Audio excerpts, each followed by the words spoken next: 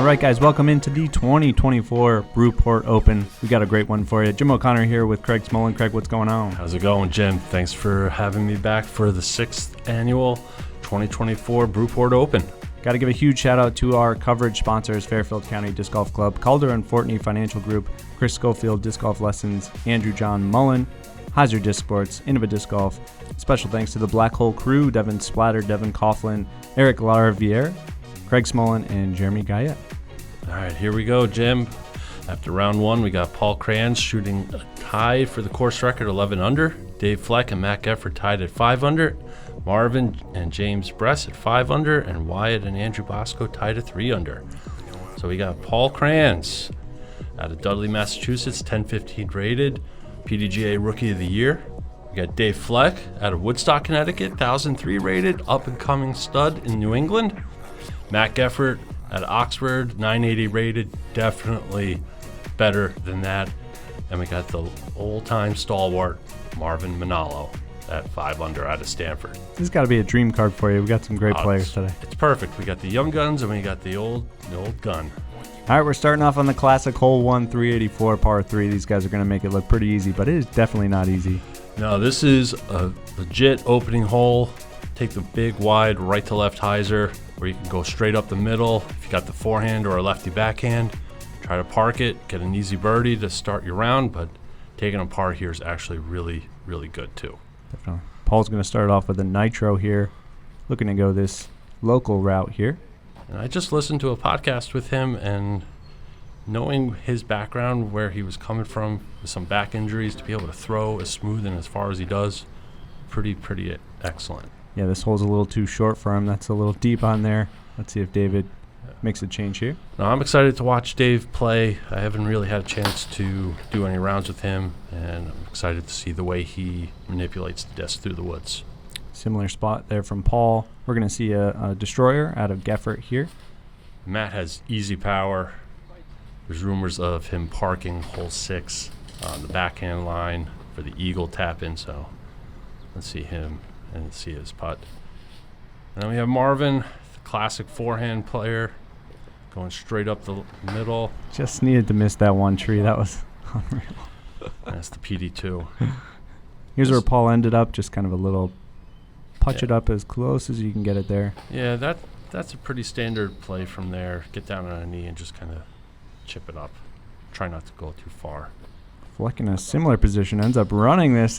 That is an aggressive start to the second round, but he's trying to put some pressure on Paul. Here's where Geffert ended up. Just same thing, looking to slide it up there. Smart play there. That's definitely a layup. And Marvin, one of the best putters in New England history, that is a clear run. But great bid, just coming up short. And you know, all these guys taking pars, that you don't feel bad about that. I'll take that any day. Yeah, it's a great score in this hole. We're going to see Marvin tap in here. Moving on to hole 2, 307. Really fun hole here. Craig, what are you throwing on this hole? I typically take a 12-year-old Sidewinder and try to flip it up and guide it through the gap. And if you can get to the top of the rocks and then crest over, you're feeling pretty good, but you have a decision to make whether or not to run the putt or lay it up. And when you look back behind the tee, this gap is way bigger than it appears from the tee. Paul with a hex here. Luckily, doesn't roll down the hill just on that edge, but making that look easy there. And here's Fleck looking back. And that's really the pure line. Flip up, flat, and push all the way through and over. Yeah, that's a great shot. That's just a rock there. That's just an easy throw in. Here comes a rat out of Geffert. This is crazy to me, throwing a putter. I mean, if you've watched Brewport coverage in the past, you'll know old players like Bobby Copperthwaite would throw a P2. So throwing a putter, maybe not an overstable putter like a rat, but it does make sense. Worked out, yeah. Here's where he ended up. Kind of eye level with the basket here, but not an easy putt. Yeah, that's an aggressive bid again. Like the story of the day, these greens are difficult. Another tough break there for Fleck. Lucky to stay on the hill a little bit. Yeah, that was a good run. Marvin, that's the putt that we wanted to see on hole 1. Let's take another look. dropping it in that classic pitch putt style. Ooh, yeah. He's so fun to watch. I'm so happy every year when he gets on coverage. He's the man. He's just a unique person. Nice little tap in there from Fleck. A little more than he wanted, but I'll take that par. Yeah. And there's Paul. He's got a very clean putt. It just comes out of his hand flat and then drops right down. Moving on to hole 3, 255. Seems like a forehand hole. You can go backhand here. Kind of mix of both plays. What do you play here? Well, hole 3 is our 4th easiest hole in the day. Big time birdie opportunity. We're going to see a mix of forehand and backhand, I expect. Here's a fireball out of Paul here, and this one, it's got some zip to it. And the advantage of the forehand is you're looking at the gap the whole time. You're not trying to manipulate the disc. Keep it flat and just let it finish to the right. Same thing that Marvin's doing here. Marvin a bit deep on here. It looked like he threw a faster disc. Yeah. See a backhand out of Fleck here. It's a DX Rock. I like this play. Yeah, that's my typical play, is to throw an older, beat-up rock, try to flip it and turn it through. Just got to deal with that rock mound there. Did you personally put those rocks there, or was there? No, those were there well before I ever played here at Bridgeport. This got a little deep for Geffert there. That was a good-looking shot, though. That's kind of the gap that I like to kind of mess with. Here's the Marvin step putt. Not a great effort there. Little tentative. And that's the difference you'll see with Matt and Paul and Dave. They're very aggressive putters. Marvin's trying to just drop it in, not fly by. This would be a nice birdie from Dave here. That's a tough break. Good run. The Discraft Pro 28s, they kind of slide off the left side. Occasionally, they'll bounce out the right side. Got to really hit them in the middle. Paul making this hole look easy. Unfortunate misfire from Matt there.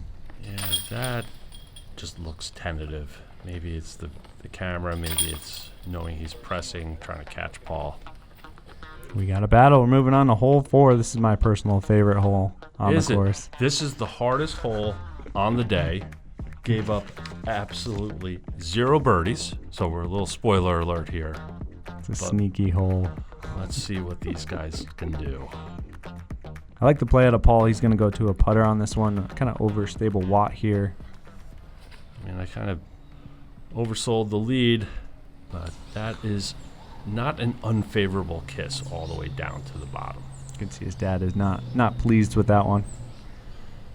This is a local play. I love this play from Marvin. He and Dan Coughlin have really patented this. The overstable driver on the forehand, punch it through. This is a little too high out of his hand here. Could get lucky down there. Not a bad gap. That felt like a floaty disc.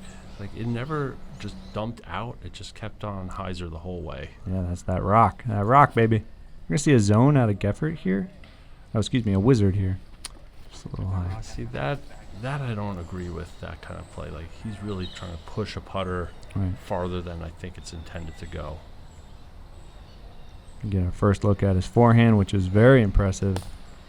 Needs to be a little lower here, but that's fine. Right by the That's river. An excellent shot. Yeah. A lot of touch on that downhill to not overcommit left or let it bail out to the right. This was a little surprising out of Paul. A little more than he wanted there. It's a tough shot downhill.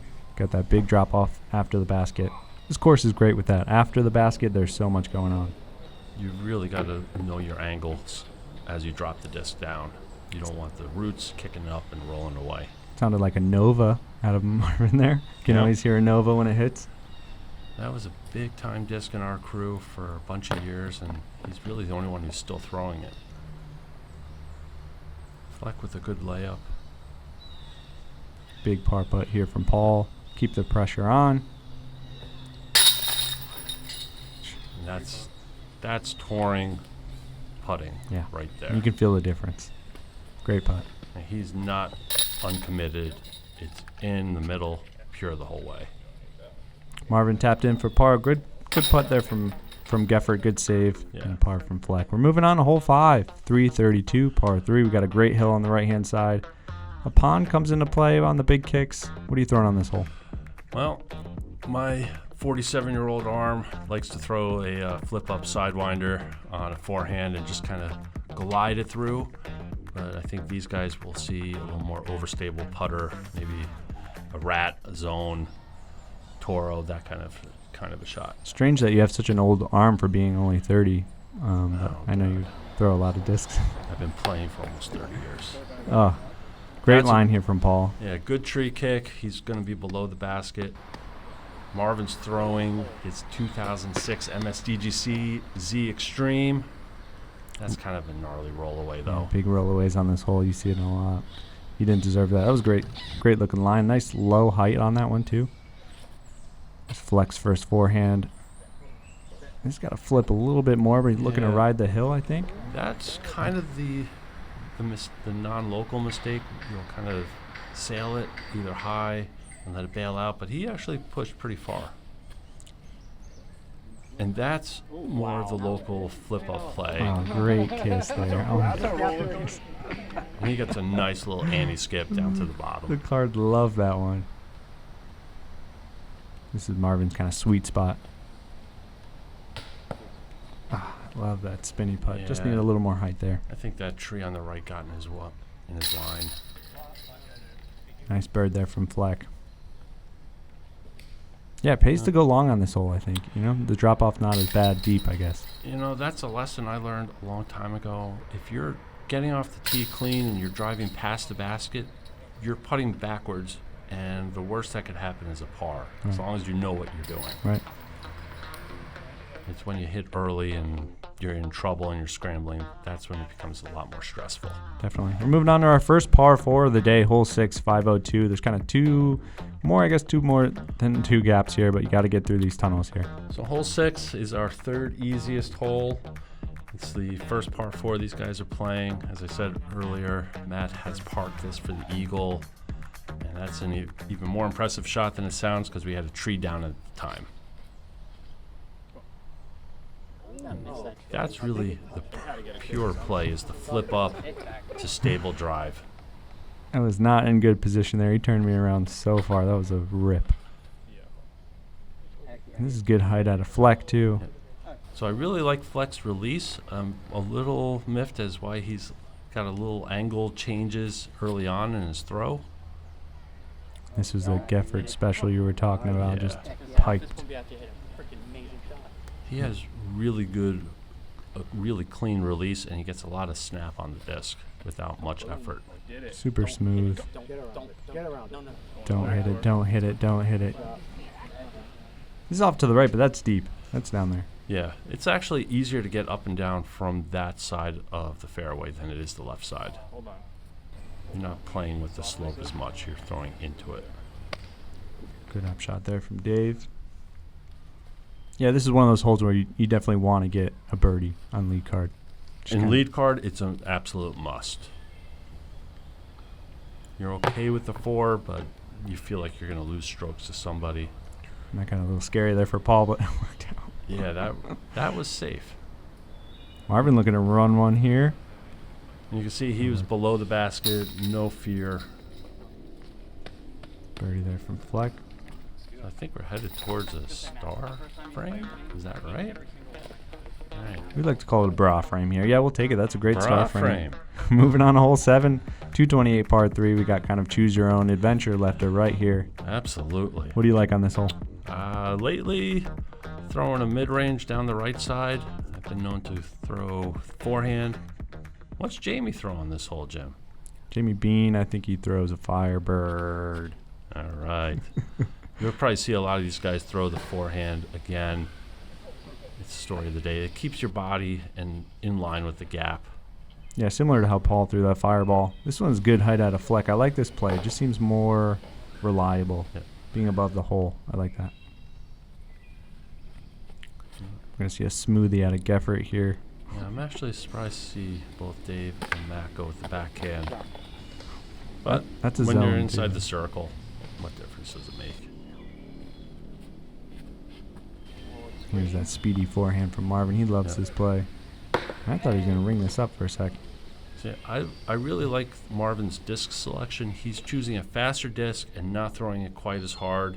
Makes it easier to hit the gap, get the distance you want. He definitely understands the arm whip and speed of the arm. You could teach a master course on that. Good putt there from Paul. Keeping clean. I don't recommend taking lessons from Marvin. However, well, if you want to utilize it in your bag, the throw, as we've discussed in past coverages, Jim, Marvin's arm does not work the way anyone else's does. Yeah, Fleck. Good putt, good birdies. Yeah, good cleanup on this hole. Nobody got into trouble, no bogeys. Moving on to hole 8, 324, excuse me. We're going way up that hill. So hole 8 plays right down the center of easy to hard. Gives up a lot of birdies, but it also can give you a bogey or two. This is a true 4-digit separator. I like the forehand here. It does have some big kick mistakes that can happen. This is typical what you'll see off that tree there. Either you're trying to miss the one on the left or the one on the right. The forehand plays back into the hill, so you're less likely to fade out to the left down to the creek. And it puts you in a little easier spot to get up and down. Yeah, I think a little less height than all these guys are going, but that's fine there, up and down. Yeah, I'm trying to drive it flatter. Yeah, more a little like something that. like this, yeah. And that gets a little flip there. That's nice. Yeah. That is That's a a great fast shot. disc with a lot of snap on it. Yeah, I'll have a look there for sure. Here's where Geffert ended up. Just looking to put it in the basket. That is a ridiculous throw in, Jim. I wish you had warned me that was coming. Let's take another look.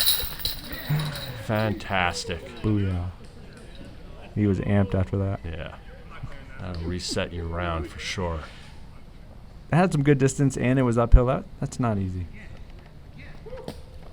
Fleck trying to do the same thing. Yep. He goes a little long. That's somewhat testy. Got to respect the Fleck going kind of aggressive on every upshot and putt, so we'll take that.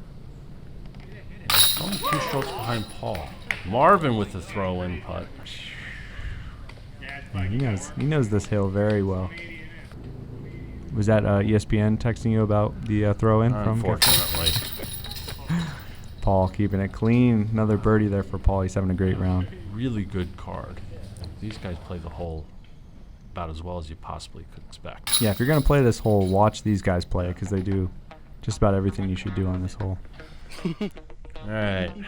We're moving on to hole 9, Jim. Last year, you said it was the most difficult hole. I had to correct say you. that. This is still the easiest hole on the course. Especially today, you played 0.94 under par. Difficult to mess up, that's what I think I said.